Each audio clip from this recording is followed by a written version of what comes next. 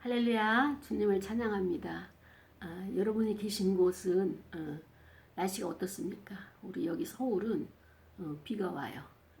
그동안에 참 무덥고 어제는 뭐 36도, 38도, 37도 뭐 이렇게까지 체감 온도가 올라가기도 했는데 이제 하나님께서 이렇게 비를 내려 주셔가지고 우리로 하여금 이제 그 무더위에서 건져주시고 구원해 주시니 감사합니다. 이 시간에 말씀을 듣고 우리가 하나님이 나를 구체적으로 어떻게 사랑하시는지, 하나님이 나의 생활에 어떻게 간섭을 하시는지 말씀 속에서 우리가 깨닫기를 원하고, 이 말씀을 상고함으로 말미암아서 하나님 앞에 더 가까이 나가는 저와 여러분이 되기를 축복합니다. 지난 한 주간은 하나님께서 제게 여름 세미나를 허락하셔서 많은 사람들을 만날 수 있는 기회가 되었습니다. 여러분들도 각자 교회 수련회도 있고 또 아니면은 MT도 있고 아니면은 성경 학교도 하기도 하죠. 그런데 저희 같은 경우에는 이제 주로 이제 세미나를 하는데 하나님께서 이 준비하신 그 모든 것들은 은혜로 일사천리로 잘 열어지고 잘 되어지죠. 제가 수고한 것은 없어요.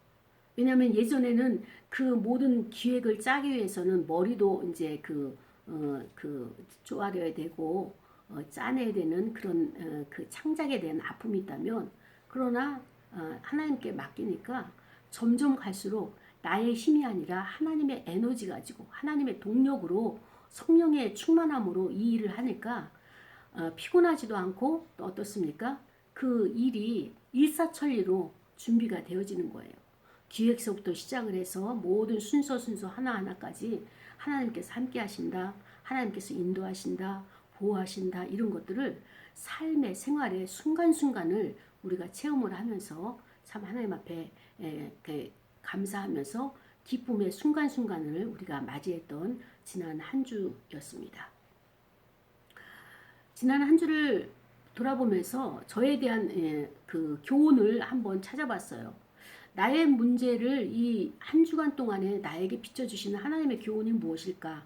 근데 그 중에 유독 어떤 문제가 제게 부딪혔는가 하면은 두 분이 자기 말만 하고 남의 이야기를 듣질 않는 거예요.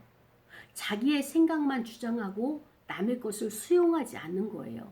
그걸 보면서 제가 답답함을 느꼈어요. 처음엔 답답함을 느끼고, 그러나 예전에는 그 강제로라도 어떻게 이해를 시키려고 하고 노력을 했는데 이제는 안 하기로 했어요.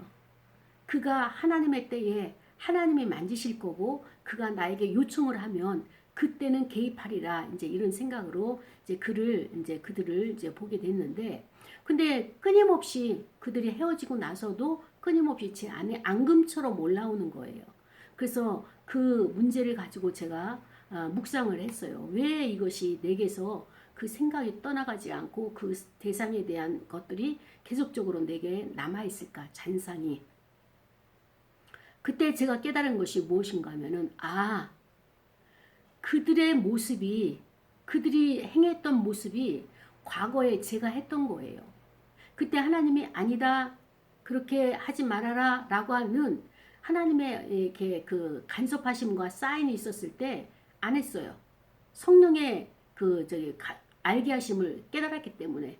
근데 정확하게 이제는 그것을 떠나서 정확하게 상대를 보면서 그림을 보듯이 제가 그들의 모습을 보면서 저래서 하나님이 나에게 하지 말아라 이렇게 말씀하신 그런 부분이었었구나 라고 하는 것을 깨닫게 하면서 하나님의 은혜가 너무나 감사하다. 저와 같이 이런 모든 것들을 저뿐만 아니라 많은 사람들이 이것을 깨닫고 또 누리고 또 하나님의 관점을 정확하게 이것을 볼 수 있어서 그 자유함 가운데 살아가는 것이 참 이렇게 복이 되겠다라고 하는 생각을 한 그런 주간이었습니다. 오늘 본문은 누가복음 12장 13절부터 21절까지 있는 말씀이에요. 그런데 설교의 제목이 하나님께 부요한 자의 일상이라고 하는 제목 가지고 우리가 말씀을 상고할 텐데요. 오늘 본문의 내용이 무엇인가 하면은 어떤 동생이 어떤 한 사람이 예수님 앞에 나온 거예요. 그러면서 선생님 내 형을 명하여서 유산을 나와 나누게 하소서라고 하는 그런 그 문제 해결을 위해서 해결 좀 해달라고 중재자 역할을 해달라고 나온 거예요. 그때 예수님께서 내가 너의 재판장이냐? 또 아니면 너의 물건을 나눠주는 그런 중재자냐? 이렇게 말씀을 하시죠. 그러면서 그들에게 예수님께서 그 무리들 가운데 말씀하시기를 삼가 이에게 뭐냐면 조심하여서 아주 다시 한번 고쳐서 말한다. 삼가 조심해라. 뭐냐? 모든 탐심들을 물리치라.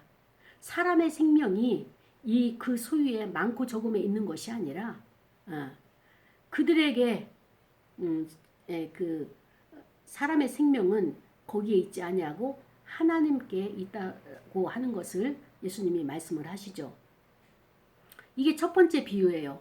두 번째 비유는 뭐냐면은 또 비유로 그들에게 말씀하시되 한 부자가 있었다. 근데 그 부자가 그 밭에서 소출을 아주 풍성하게 거둬들였다.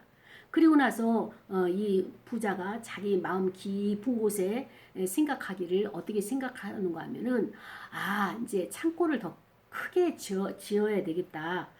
이 곡식을 쌓아둘 곳을 있어야 되니까 창고를 곳간을 헐고 더 크게 지어야 되겠다라고 이런 생각을 했다는 거예요.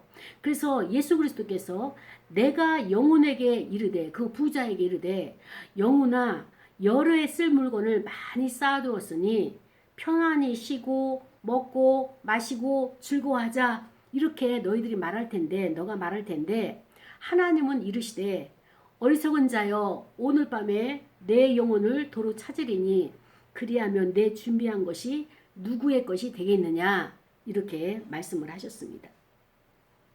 자기를 위해서 재물을 쌓아두고 하나님께 대해서 부요하지 못한 자가 이와 같으니라 라고 하는 것을 오늘 예수님의 말씀을 통하여서 하나님의 뜻을 저와 여러분에게 말씀해 주셨습니다. 우리는 이 말씀 속에서 우리가 하나님의 뜻을 알기를 원하는데 왜냐하면 모든 천지만물은 하나님이 창조하셨어요. 그 원리대로 그 질서대로 우리가 살아가는 온 우주가 이어져 가고 있습니다. 그런데 우리가 하나님의 뜻을 알지 못하고 하나님의 그 성품을 알지 못하여서 이 땅의 가치와 이 땅의 그 어떤 그 법규, 규범대로 살다 보니까 실패를 하는 거예요. 실패를 하니까 그 실패의 자리가 너무나 힘들고 어렵고 그 아픔을 가져다 주기 때문에 우리가 말씀대로 살아서 실패 없는 인생을 살고 싶은 것이 저와 여러분의 그 간절한 소망이 아닙니까? 그렇습니다. 아프지 않는 것이 하나님의 은혜고 그 다음에 또 우리가 일을 하고자 하는데 무슨 것이 이렇게 막혀서 재정이 부족하여서 하던 일을 멈춰야 된다거나 그런 것이 우리는 원치 않는 것이고요. 그 다음에 또 관계 가운데 이렇게 또 이렇게 얽혀 있는 것 이것도 아주 힘들고 피곤한 것이죠. 그래서 이러한 모든 것들을 우리가 다 하나님의 은혜로 가야 되겠는데 그렇다면 우리가 먼저 하나님의 뜻을 먼저 알아야 되는 거예요. 예수님은 어떤 사람이 나오더라도 가나안 여인이나 그 다음에 또 혈루증 여인이나 아니면 야이로나 아니면은 소경이나 이 맹인들 눈이 보이지 않는 이런 참 답답하고 힘들고 손 마른 자나 그런 자들을 주님께서 나올 때마다 품어주시고 그 다음에 또 그들을 지지하시고 또 그들의 상처와 그 다음에 그들이 가지고 있는 아픔들을 공감해 주시고 또 실질적으로 문제 해결을 해주시는 그러한 주님이셔요. 근데 오늘 동생이 예수님에게 나왔어요.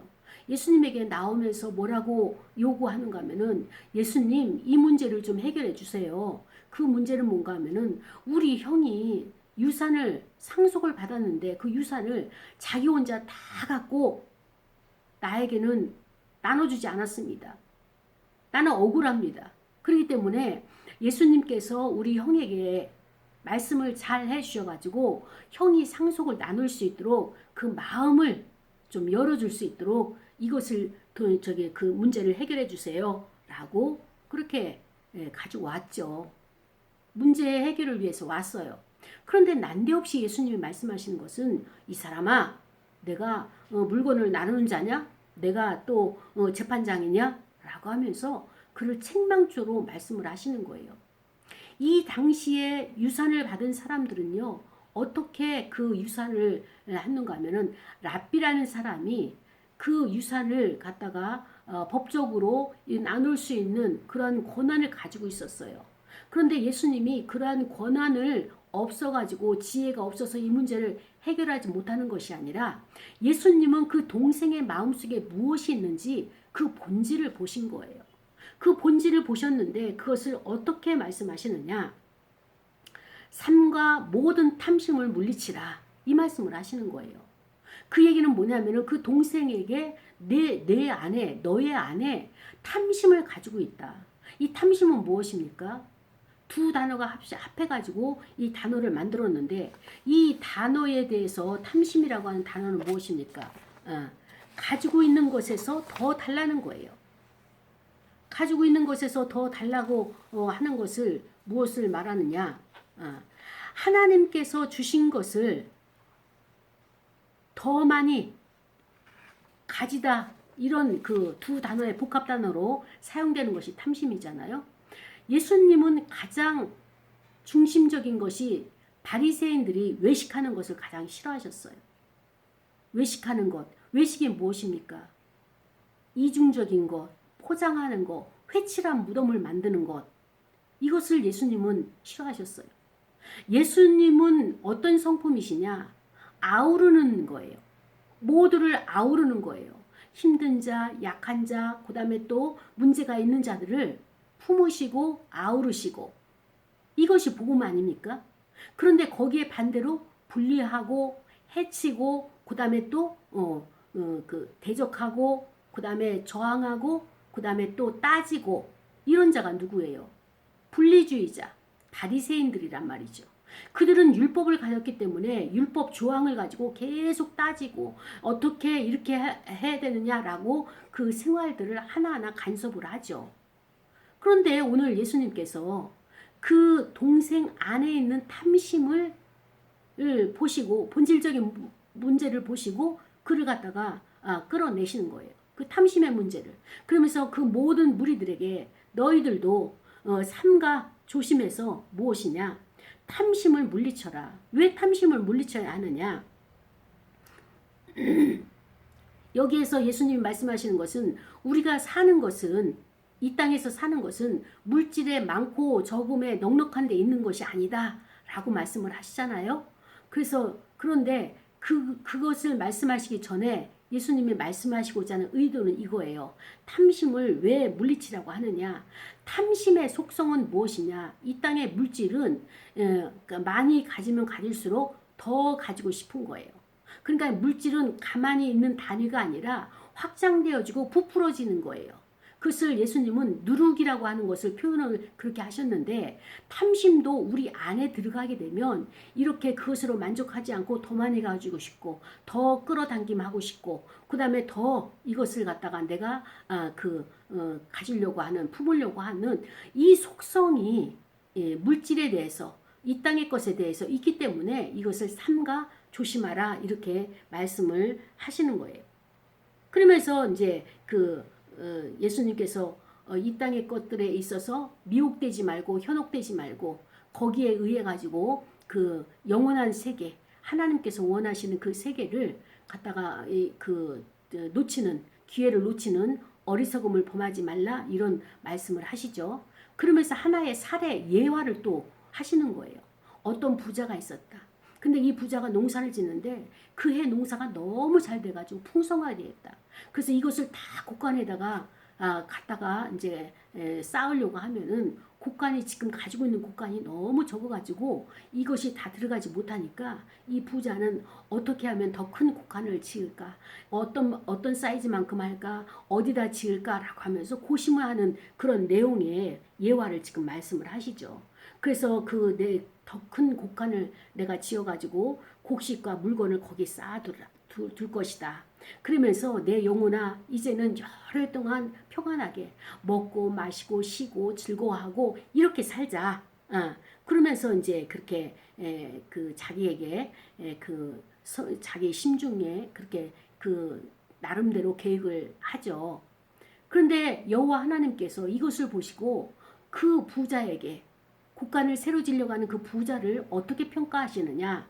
이렇게 평가하신다고 말씀하시잖아요. 어리석다. 왜냐? 그는 하나님께서 풍성하게 복을 내려셔 농사가 잘 지어졌는데 이것을 가난한 자와 이웃과 또 필요한 자에게 나누지 아니하고 자기 것으로만 자기중심적으로만 이것을 끌어당기고 자기만 사용하려고 하는 이런 자기 본의적인 그 이기주의적인 이 심성을 보면서 하나님 아버지께서 그를 어리석다 이렇게 말씀하시는 거예요. 그러면서 그의 영혼을 오늘 밤 내가 어떻게 해요? 도로 찾으리니 내 준비한 것이 누구의 것이 되겠느냐? 아주 무서운 말씀을 하시는 거예요. 저와 여러분이 살면서 때로는 하나님께서 물질적인 부를 주실 때가 있어요. 저는 그것을 하나님이 우리에게 물질을 부을 때 10년 주기로 본다고 봐요. 한번 부으실 때는요 10년 동안 하나님이 부으시더라고요. 그리고 이것을 잘 우리가 관리하고 경영을 해가지고 또 흉년의 때를 맞이해서 그 물질을 가지고 살아내는 것이 요셉이 우리에게 보여준 지혜잖아요. 그런데 오늘 예수님이 이 탐심에 대해서 아주 심각하게 제자들에게 또 그 무리들에게 오늘 저와 여러분에게 말씀을 하시는 거예요. 탐심이 무엇이 문제냐? 그 하나님께서 물질을 주셨을 때는 이 땅에 가난한 자를 위해서 그 물질을 주신 것이고 그 다음에 또 이 물질을 하나님께서 이것을 그들에게 맡기신 것은 청지기적 사명을 잘 감당하라고 맡기는 건데 맡겨주기만 하면 이렇게 개인적으로 하나님의 뜻과는 상관없이 자기의 뜻대로 활용하고 있는 이것을 예수님이 고발하시는 거잖아요. 저는 이 본문을 준비하면서 가슴이 뜨끔했어요. 왜 뜨끔했는가 하면은 예수님이 말씀하시고자 하는 것은 이 내용이에요. 하나님께 대하여 부요하지 못한 자라고 했어요. 우리는 하나님을 부요하게 해야 되는 거예요. 하나님 앞에 그 부요를 올려드려야 되는 거예요. 하나님의 부요는 무엇입니까?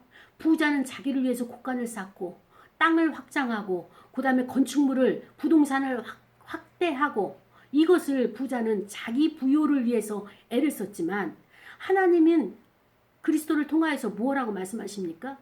내가 너에게 줬을 때는 그것은 하나님께 부요가 되도록 그 물질을 사용하라 이 말씀을 하시는 거예요. 그래서 하나님께 대하여 부요하지 못한 자가 어떻게 되느냐? 그 영혼을 하나님 찾으시겠다는 이 경고의 말씀을 하시잖아요. 저는 이 부자와 그 다음에 또 이 동생과 비교해 볼 때 더 저는 사악한 자라는 것을 제가 관찰을 하면서 깨닫게 되었습니다. 어떤 것이 더 사악한 것이냐? 제가 예상치도 못한 어떤 보상을 받게 되는 거예요. 아직 받지는 않았고 보상을 받게 될 것이다 라고 하는 것을 금액이 얼마인지 몰라요. 저기를 공문을 받았어요. 그래서 제가 그것을 가지고 하나님과 대화를 했어요. 하나님, 제가 이것을 가지고 무엇을 할까요? 하나님이 주신 거잖아요. 그래서 너무 기뻐서 하나님 이것을 가지고 제가 무엇을 할까요? 라고 질문을 했는데 언뜻 떠오르는 것이 오매불망 저는 무엇이냐? 교회를 짓고 싶은 거예요. 교회를. 그런데 그 금액이 교회를 질 만큼 나올 금액은 아닌 거예요. 그렇다면은 이 금액을 가지고 상가교회를 하나 사서 교회를 그쪽으로 이전을 해가지고 그래서 은퇴를 하고 난 이후에도 그 후임자를 세워가지고 교회를 지속적으로 할 수 있도록 도와야 되겠다. 이런 생각을 한 거예요. 그리고 그들에게는 그것을 그 자체를 주는 것이 아니라 월세를 내게 하고 계속 교회를 이어갈 수 있도록 그렇게 해야 되겠다. 그리고 나는 죽어서 이것을 장신대에다가 기부를 해서 목회자를 양성하는데 이 재물을 사용하도록 그렇게 해야 되겠다라고 하는 그 생각을 했어요. 그런데 오늘 말씀을 준비하면서 제가 얼마나 사악한지를 알게 되는 거예요. 하나님이 물질을 주셨을 때는 이웃을 위해서, 가난한 자를 위해서 이것이 필요한 자들에게 나눠줘야 되는데, 저는 제가 이 모든 것을 다 끌어안고 내가 죽은 후에 그것을 후원을 하겠다 이거잖아요. 이 숨겨진 아주 나의 본질적인 문제를 딱 끄집어내시면서, 내가 하나님 앞에는 거룩하고 사람들 앞에는 굉장히 헌신적이고 이 모든 것을 다 바치는 것처럼 이렇게 방패적으로 말을 하면서, 사실적으로는 뭐냐면은 내 거에 관심을 가지지 말어. 내가 가지고 있는 동안에 내가 이 모든 것을 내가 관리를 하고 죽고 난 다음에 이것을 갖다가 바칠 거야 라고 하는 것은 무엇이냐. 제가 가는 나라는요, 제가 가야 될 하나님의 나라는요, 이 물질이 필요가 없는 거예요.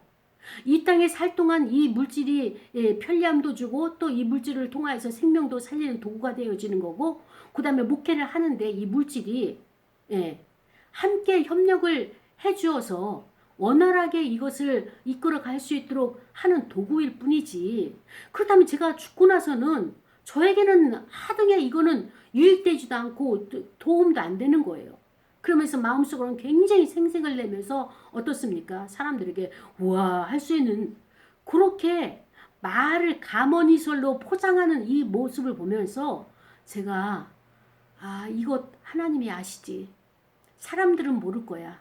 왜냐하면 내가 너무나 많이 포장을 했거든.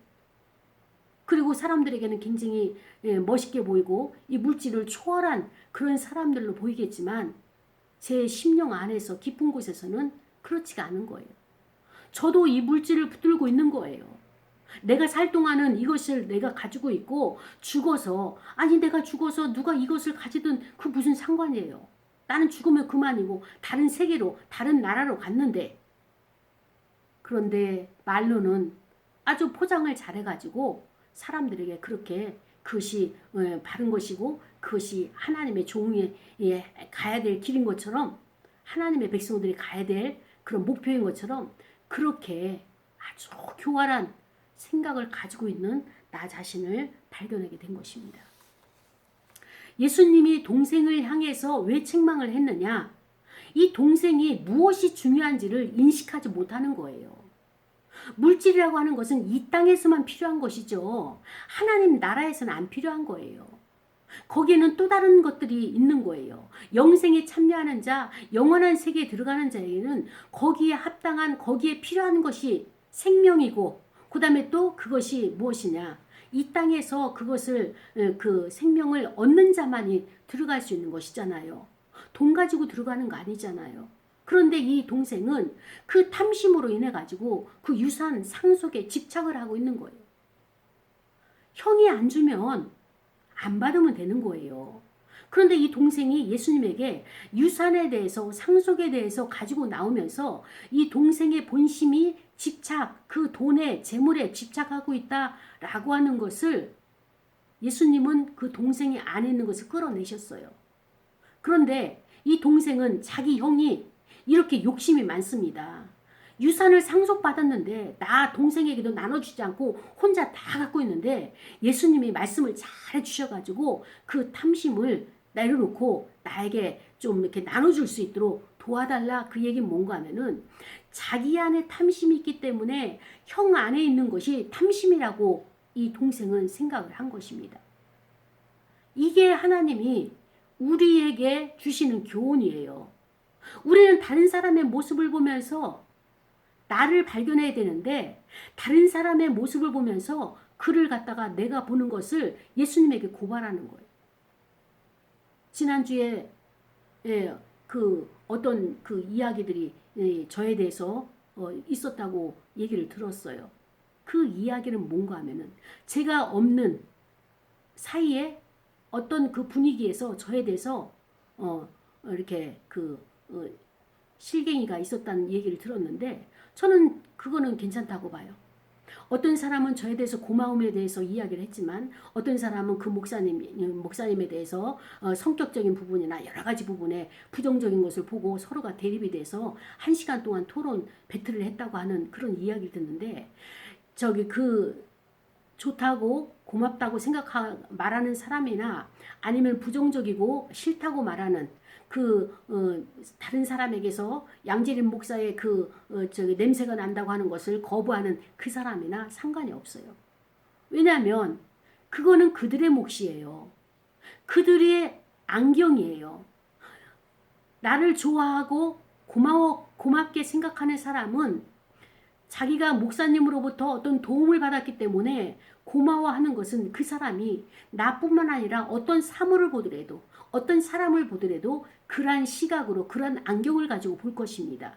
그런데 나에 대해서 부당하게 이야기하고 그 다음에 또 부정적인 것을 이야기하고 가까이 하고 싶지 않고 그 양지림 목사 비스무리한 사람만 보더라도 싫어하는 그 사람은요. 내가가 잘못된 것이 아니라 그 사람의 안경이 그 사람의 눈이 그만큼 모든 사물을 부정적으로 보고 거리를 두고 까칠하고 받아들이지 않는 이것을 그가 가지고 있다라고 하는 것을 우리가 봐야 되는 것이죠. 저 자체가 하나님이 저를 평가하는 것이지 하나님이 저에게 대해서 판단하는 것이지 그 사람들에 의해서 판단되어지는 것은 아닙니다. 자, 그래서 이 동생에게 예수님이 말씀하시는 것은 뭐냐면은 너의 안에 있는 유산에 대해서 집착하는 그 집착을 버려라. 그리고 너가 이렇게 집착하게 되게 되면 어떻게 하냐? 감사가 없어지는 거예요. 감사가 없어지면 어떻습니까? 이웃과 나눌 수 있습니까? 이 부자라고 하는 사람 하나님께서 이 천지만물을 통하여서 그에게 풍성하게 곡식의 그 생산량을 많게 했더니 자기 자신이 배불리 먹고 남는 거에 있어서 이웃과 나눌 생각 그 다음에 또 그 형편이 어려운 사람과 이것을 갖다가 배분할 그런 생각은 안 하고 창고를 넓히고 그 다음에 부동산을 확대할 이런 생각만 하지 나눔에 대해서는 전혀 생각을 안 하는 거예요. 그러면 나눔을 생각하지 않는 사람의 전제가 무엇입니까? 감사가 없다는 것이고요. 감사가 없다는 것의 전제는 무엇이냐? 전능하신 여호와 하나님의 그 전능하심이 나와 함께 하시고 나를 복 주시고 나에게 축복하신 그것을 잊어버렸다는 거예요. 여호와 하나님이 나를 사랑하시고 여호와 하나님이 나에게 복 주시고 나를 보호하시고 인도하시는 그 하나님이라는 것을 기억해야 되는데 우리는 여호와를 힘써 기억해야 되는데 힘써 알아야 되는데 우리가 여호와 하나님이 내가 베푸신 은혜를 잃어버린 거예요.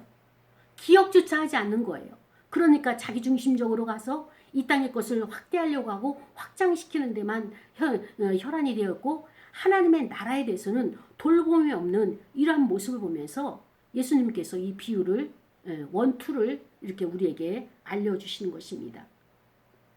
형도 탐욕이 있는 자예요. 그 형의 탐욕을 동생이 고발을 했죠. 그런데 동생의 탐욕을 예수님께서 등경 아래에 있는 것들을 드러내셔가지고 거기 있는 따라다니는 무리들과 또 오늘날 저와 여러분에게 지금 말씀을 하시는 겁니다. 무엇이 잘못됐는가 하면은 동생은 인식 자체가 잘못된 것이라고 아까 말씀드렸죠. 예.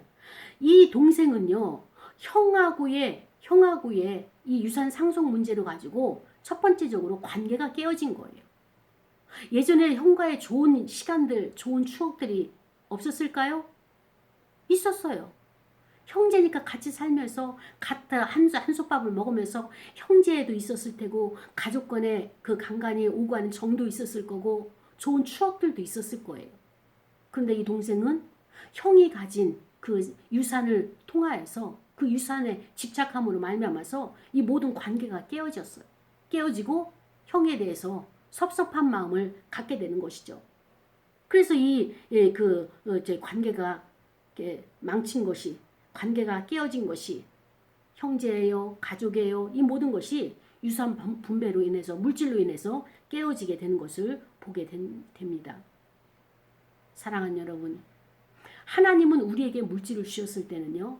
주의 나라와 의를 위해서 사용하도록 물질을 청지기적으로 관리하라고 주시는 거예요.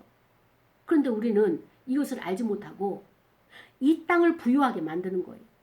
이 땅에 투자해가지고 이 땅의 모든 것을 더 확장하고 나의 것을 더 부유하게 만드는데 우리는 하나님이 우리의 영혼을 부르시면 가는 거예요. 다 내려놓고 이거 끌고 갈 수 없어요. 가지고 애를 써도 가지고 갈 수가 없는 것입니다. 우리는 이 땅의 것은 이 땅에서만 소용되어지고 하나님 나라 우리가 천국에 가기 위해서는 하나님 나라 그 단계에 신의 자리에 참여하는 그 자리에 가기 위해서는 그 나라에 필요한 믿음과 그 나라에 필요한 그것을 준비해 가야 되는 것이죠. 이 땅의 것을 가지고 갈 수는 없다는 것을 예수님께서 특히 탐심이라는 것을 가지고 우리에게 교훈을 주고 계시는 것입니다. 우리는 하나님께 부요해야 돼요. 하나님 나라에 부요를 해야 됩니다. 그렇기 때문에 하나님께 바친 하나님의 나라를 위해서 쓰임받은 그 모든 것은 천국 곳간에 싸울 것이 없도록 복주심하고 약속하신 것처럼 그렇습니다. 이 땅에서 하나님의 곳간에 싸울 것이 없도록 부요케 하기 위해서는 어떻게 해야 되느냐? 하나님이 가난한 자를 이 땅에 심어 놓으셨어요. 그들을 돌보는 거예요. 그 다음에 물질이 필요해서 무엇인가 지금 빨리 해결해야 될 그런 자들에게 이것을 나눌 때에 하나님의 나라를 하나님께 부요케 해드린 것이죠. 이 땅의 가치에 대해서 우리가 이 땅에서만 필요한 것이라고 이것을 생각해야 되는데 이 땅의 가치에 대해서 우리가 중요하게 생각한다면 하나님 나라의 가치에 대해서 우리가 무관심하게 되는 거예요. 그래서 하나님 나라에 대해서 무관심하게 된다면 우리가 그들을 이웃을 돕고 그 돌보는 것을 무관심하게 된다면 이것이 잘못이라기보다는 이 무관심으로 인해 가지고 어떤 것이 있느냐? 하나님 앞에서는 이 무관심, 무지 이것이 그릇된 길로 갈 수 있는 유혹이 될 수 있다는 것을 예수님이 말씀을 하시는 것입니다. 무지가 죄라고 하는 것은요. 하나님을 우리가 열심히 알지 못하면은요. 죄가 자꾸만 우리를 공격을 하는데 무지가 우리를 죄로 만들고 그 죄의 유혹에서 벗어나지 못하도록 우리를 끌고 가는 이것을 아시기에 하나님을 부요케 하는 자로 살아야 된다라고 말씀을 하십니다. 예수 그리스도께서는 탐심을 지적했어요. 오늘날 우리에게 예수님이 이 탐심을 어떻게 이 사회에 적용을 해야 되느냐? 우리 개인의 생활에 적용을 해야 되느냐? 많은 사람들이 돈을 목적을 하나님의 뜻대로 사용한다면 이것은 정의다라고 생각을 합니다. 이 땅에 많은 사람들이 왜 가난한 자들을 돌보지 않냐고 이 사회에 소외된 자를 돌보지 않냐합니까? 정부가 그것을 해야 되지 않습니까? 부자의 기업을 가진 사람들이 해야 되지 않습니까? 라고 하면서 그 부당함을 호소하죠. 그것은 무엇입니까? 사회복지제도를 고양시켜야 된다. 사회복지제도를 활성화시켜야 된다. 라고 그것이 사회적인 정의다라고 이렇게 말을 하죠. 외치고 있어요. 그러나 예수님은 오늘 이 본문을 통해서 말씀하시고자 하는 것은 무엇이냐? 이것 말고 다른 가치가 있다. 그 가치가 무엇이냐? 바로 하나님께 대하여 부요하는 것이 그것이 진정한 가치다. 정의만 중요하는 것이 아니라 정의만 따르는 것이 아니라 정의와 또 다른 부요, 또 다른 가치 이것을 보는 눈이 열려져야 된다라고 말씀을 하십니다. 마귀는 예수님을 유혹하죠. 유혹할 때 무엇으로 유혹합니까? 하나님의 말씀을 가지고 성경 말씀을 가지고 유혹을 합니다.